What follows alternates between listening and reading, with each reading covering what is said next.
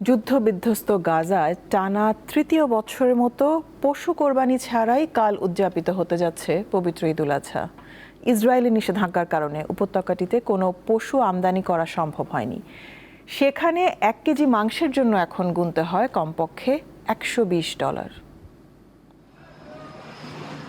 এটি গাজা শহরের আল রিমাল এলাকার একটি বাজার। ক্ষতিগ্রস্ত ভবনের মাঝখানে স্থাপন করা হয়েছে অস্থায়ী তাঁবু ও দোকান।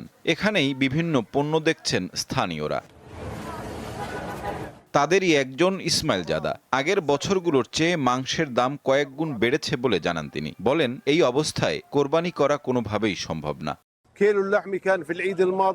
ঈদুল আজহা চলে এসেছে এবং আমাদের কাছে কিছুই নেই। 1 কেজি মাংসের দাম 350 সেকেল, যা প্রায় $120-এরও বেশি। অথচ কয়েক বছর আগেও কেজি প্রতি মাংসের দাম ছিল 30 সেকেল।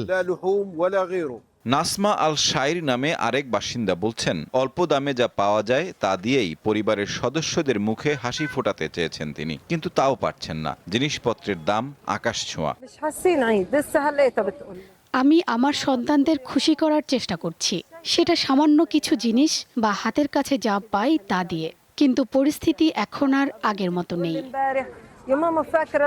গাজার কৃষি মন্ত্রণালয় বলছে, গবাদি পশু প্রবেশে ইসরায়েলি নিষেধাজ্ঞার কারণে এবারও পশু কোরবানি ছাড়াই ঈদুল আজহা উদযাপন করতে হবে।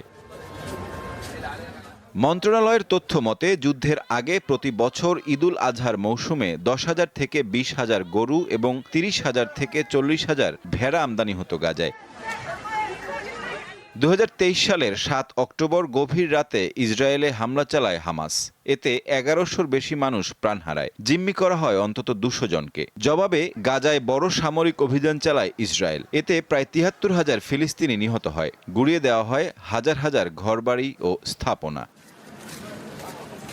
সাইফুর রহমান শিশির, দীপ্ত, বার্তাকক্ষ।